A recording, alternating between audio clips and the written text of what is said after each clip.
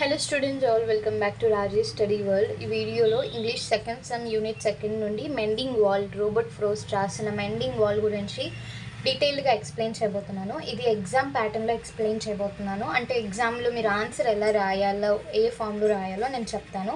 So starting నుండి ending వరకు ఎక్కడ కూడా స్కిప్ చేయకుండా వీడియో అంతటిని కంటిన్యూగా చూస్తూనే ఉండండి. అండ్ ప్రీవియస్ వీడియోలో కూడా నేను ఈరోజు మార్నింగ్ ఎర్లీ మార్నింగే ద బ్లూ లైట్ గురించి ఎక్స్ప్లెయిన్ చేసి అప్లోడ్ చేశాను. సో ఎవరైనా చూడకపోయినట్లయితే తప్పకుండా నా ఛానల్లోకి వెళ్ళి ఆ యొక్క వీడియోని చూడండి. And let's go in to the topic. So let's start with introduction of mending wall. So ఎప్పుడైనా సరే గుర్తుపెట్టుకోండి, 12 మార్క్స్ ఎస్ఏ క్వశ్చన్స్ ఏవైతే ఉంటాయో వాటిని మీరు చాలా డీటెయిల్డ్గా రాయాలి. ఆర్ కనీసం డీటెయిల్డ్గా రాయకపోయినా ఇలాగా introduction, about author, summary and theme of the poem and conclusion and also mind map ఇలాంటివి వేసినట్లయితే తప్పకుండా మీకు అవుట్ ఆఫ్ మార్క్స్ రావడం జరుగుతుంది. Mending Wall is a famous poem written by Robert Frost. Robert Frost, one of the America's greatest poet. The poem describes two neighbors who repair the wall between their farmlands every spring. It explores the importance of boundaries, friendship, tradition and human relationships. So, Mending Wall అనే ఈ famous poem Robert frost రాశారు. ఈయన అమెరికాలో one of the greatest poet. ఈ poem ఏం describe చేస్తుందంటే, ఇద్దరు neighbours ఉంటారు. వాళ్ళు ఏం చేస్తారంటే ఎవ్రీ ఇయర్ స్ప్రింగ్ టైంలో కలిసి వాళ్ళ ఫామ్ ల్యాండ్స్ మధ్య ఉన్న ఒక వాల్ని రిపేర్ చేస్తారనమాట. ఈ పోయం ఏం ఎక్స్ప్లోర్ చేస్తుంది?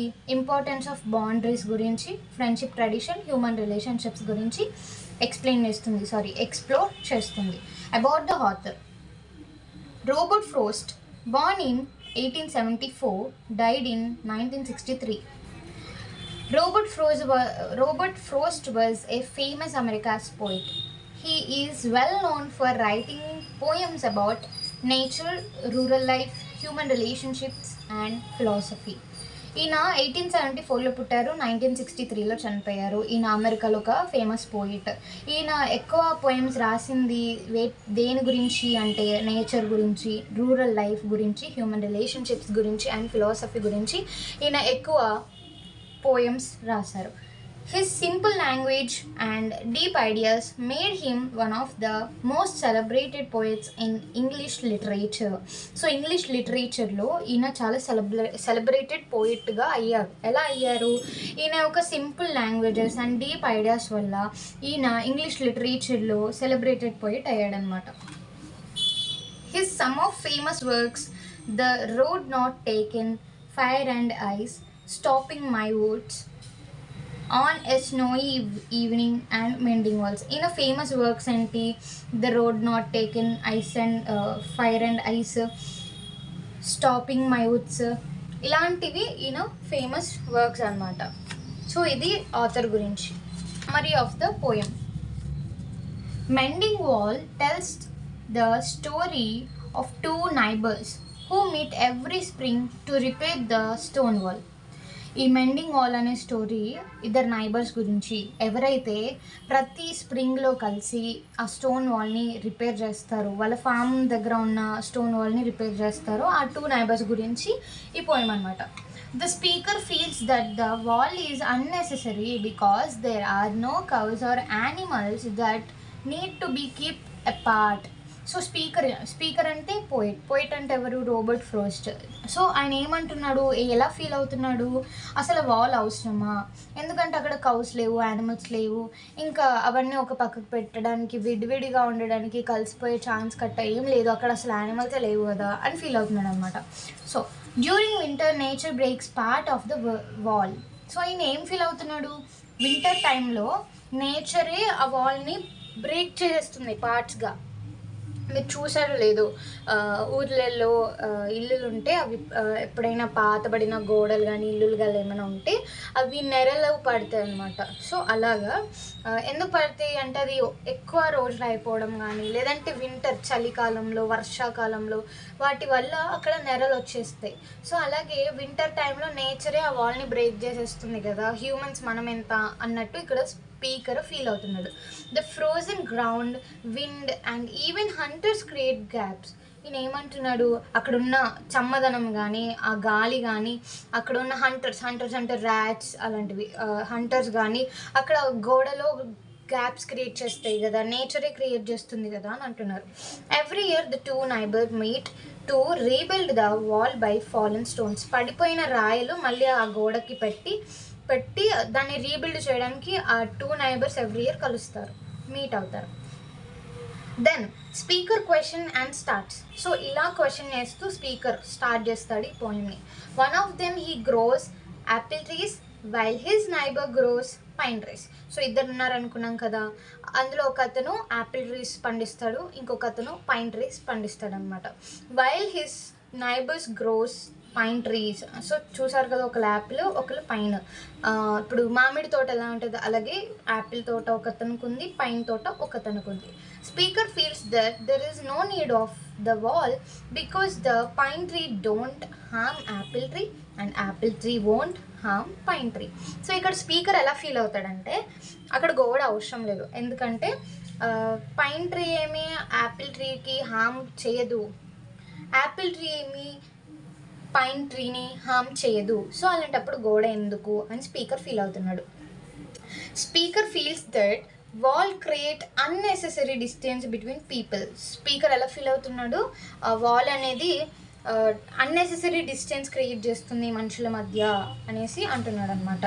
And however the neighbor believes that repairing the wall is an old and important tradition. So ఎలాగైనప్పటికీ వాళ్ళల్లో ఒక నైబర్ ఏమని ఫీల్ అవుతాడు, ఆ గోడని మళ్ళీ కట్టడం రీబిల్డ్ చేయడం అనేది ఓల్డ్ ఎప్పటి నుండో వస్తున్న ఒక తరతరాల ట్రెడిషన్ లాగా, ఒక ఇంపార్టెంట్ ట్రెడిషన్ లాగా నమ్ముతాడనమాట ఒక neighbour. He repeats the famous line, good fences make good neighbours. ఇది చాలా ఇంపార్టెంట్ అయిన లైన్ ఆర్ కొటేషన్, ఎగ్జామ్లో కంపల్సరీ రాయండి. ఓకే, ఇందులో ఒక నైబర్ అంటాడు good fences make good neighbours, అంటే మంచి ఫెన్సెస్ ఉండడం వల్ల నైబర్స్ మంచిగా ఉంటారు అనేసి అంటాడనమాట. ఈ ఫేమస్ లైన్ని రిపీట్ చేస్తూ ఉంటాడు. అలాగే అది కట్టడం ఆ ఓల్డ్ వాల్ని ఒక ట్రెడిషన్ లాగా ఫీల్ అవుతాడు. The poem encourages readers to think about traditions and whether they still have value in modern life. So poem దేన్ని ఎంకరేజ్ చేస్తుంది, మనం చదువుతున్నాం కదా, చదివే మనల్ని ఆలోచించాలి అని చెప్తుంది. దేని గురించి, ట్రెడిషన్స్ ఈ మోడర్న్ లైఫ్లో వాల్యుబులా అనేసి క్వశ్చన్ లాంటిది అనమాట. అండ్ హియర్ సమ్మరీ అయిపోయింది. Now theme of the poem ఎలా, the major themes are neighbour relationships, tradition versus change, communication and understanding, boundaries in human life, nature and human society. Mending Wall teaches that tradition may help maintain relationships, but we should also question customs and understand their true purpose. So ఏమీ లేకుండా ఉట్టిగా పాతకాలపు నుండి వచ్చే ప్రతి పద్ధతిని గుడ్డిగా మనము నమ్మకూడదు. సో ప్రతి దాన్ని క్వశ్చన్ చేయాలి, దానికి లాజిక్ ఉందా లేదా, అది వర్కౌట్ అవుతుందా లేదా అని క్వశ్చన్ చేయాలి. సో అవతల వాళ్ళ యొక్క ట్రెడిషన్స్ని మనం మెయింటైన్ చేయొచ్చు, కానీ అవి కరెక్టేనా అని క్వశ్చన్ చేయాలి అనేసి ఇక్కడ స్పీకర్ అంటున్నాడు అనమాట. Robert frost encourages readers to think independently before respecting others. So ప్రతిదానికి పక్క వాళ్ళని రెస్పెక్ట్ చేయడం అంటే వాళ్ళు చెప్పే ప్రతిదీ రెస్పెక్ట్ చేసి చెప్పేదంతా నమ్మేయడము కన్నా ముందు ఇండిపెండెంట్గా మనం అంటూ ఒకటి ఆలోచించాలి. ప్రతిదాన్ని గుడ్డుగా నమ్మాలి, కానీ దానికి కలిగి ఉన్న క్వశ్చన్ నువ్వు చేయాలి అనేసి ఇక్కడ రాబర్ట్ ఫ్రోస్ట్ చెప్తున్నాడు అనమాట. సో మైండ్ మ్యాప్ ఏంటి అంటే, mending wall, think before following customs. So customs అంటే ట్రెడిషన్స్ ఫాలో అయ్యే ముందు ఒకసారి ఆలోచించమని. ఈ మెండింగ్ వాల్ రాసింది రాబర్ట్ ఫ్రోస్ట్. ఎవరు ఇందులో క్యారెక్టర్స్, ఇద్దరు నైబర్స్, 2 neighbors. వారి మధ్యలో ఉన్న farm field and fences like boundary or wall, stone wall. Fences లాగా ఏముంది, స్టోన్ వాల్ ఉంది. ఏ సీజన్లో వాళ్ళు కలుస్తారు, స్ప్రింగ్ సీజన్లో కలుస్తారు. Good fences make good neighbour, ఇది చాలా ఇంపార్టెంట్ అయిన quotation or famous line. So ఇది కంపల్సరీ మెన్షన్ చేయండి. And traditions, friendship and boundaries అన్నమాట. సో ఇది ఒక మైండ్ మ్యాప్. ఇది ఇంకా నీట్గా మీరు మీ యొక్క ఆన్సర్ షీట్లో రాయండి. ఇలాగా మీరు introduction, about author, summary, theme of the poem or theme of poem, conclusion, mind map వేసినట్లయితే తప్పకుండా మీకు 12 మార్క్స్కి 12 మార్క్స్ రావడం జరుగుతుంది. సో ఈ ప్యాటర్న్ని మర్చిపోవద్దు. లెసన్ అర్థమైంది అనుకుంటున్నాను. సో నెక్స్ట్ వీడియోస్ కోసం ఛానల్ని సబ్స్క్రైబ్ చేసుకోండి, లైక్ చేసి మీ యొక్క డౌట్ కమెంట్ చేయండి. Thank you for watching.